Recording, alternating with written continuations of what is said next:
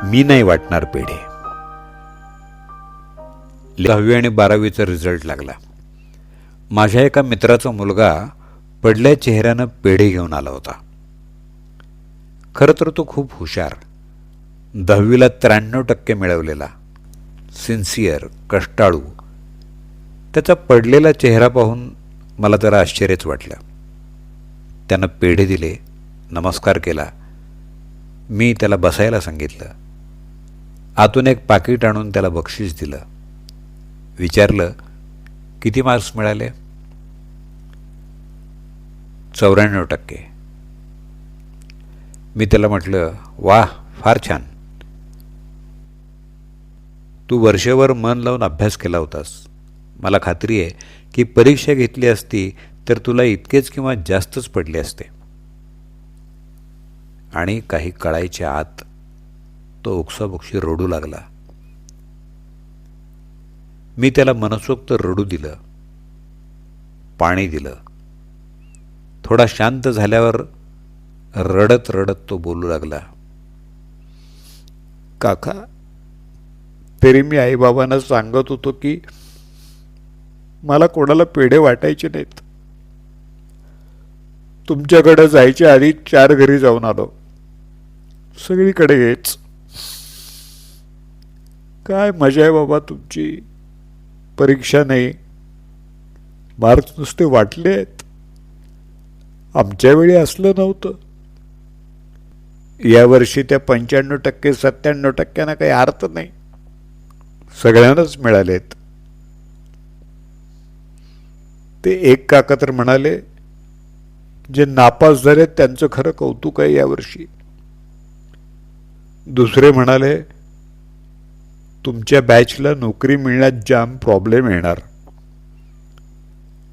मला सांगा ना काका, यात माझं किंवा आमचं काय चुकलं? पूर्ण वर्षभर कॉलेज नाही, क्लास नाही, त्या सगळ्या ऑनलाईनशी कोपअप करत अभ्यास केला. सुरुवातीचे 6 महिने मला लॅपटॉप नव्हता. बाबा घरी आले, त्यांचं काम झालं की मी रात्री जागून रेकॉर्डेड सेशन्स ऐकायचो, नोट्स काढायचो. हे नाही दिसलं कुणाला. पोर्शन तर ऑक्टोबर-नोव्हेंबरमध्येच पूर्ण झाला होता. तेव्हापासून पेपर सोडवतोय. 3 रिव्हिजन्स पूर्ण केल्या. आपण इन पर्सन शिकलो नाहीये या भीतीनं आणि दबावानं परत परत वाचलं, अगदी कंटाळा येईपर्यंत.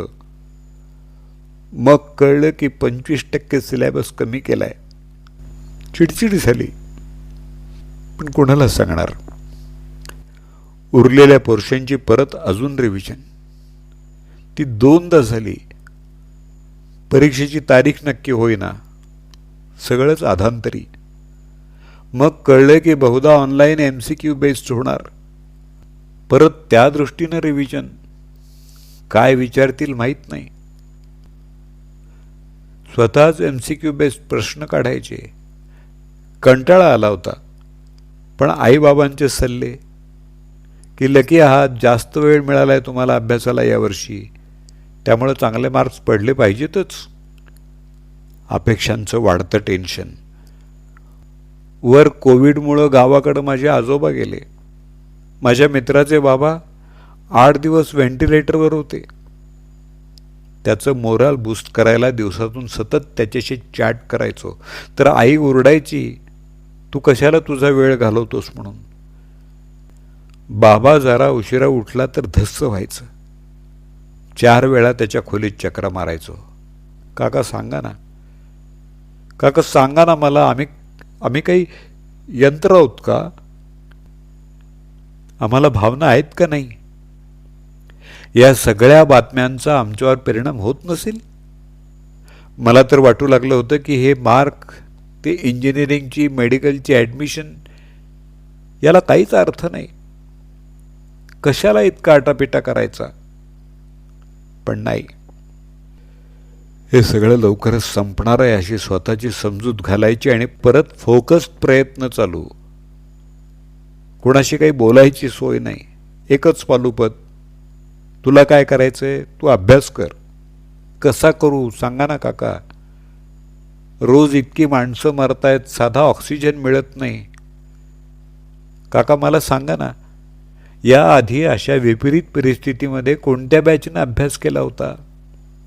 अरे कौतुक नको, पण कमीत कमी टोमणे तरी मारू नका. मिळालेला पेढा काही न बोलता खाणं इतकं अवघड आहे का हो काका? खरंच सांगतो काका, माझा अभ्यास झालाय.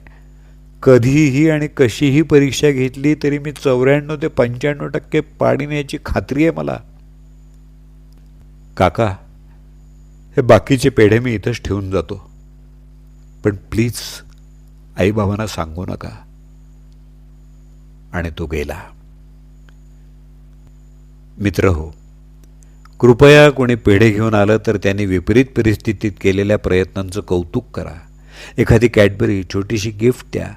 नसेलच जमणार तर पेढा तोंडात टाका आणि गप्प राहा, पण चेष्टा करू नका. मोठ्या उमेदीनं भविष्य उभं राहू पाहतंय. टेकू द्या. नाहीच जमलं तर कमीत कमी मागं तरी ओढू नका. प्ले. Mobile number 9881902252. अभिवाचन दत्ता सरदेशमुख. 8329730186.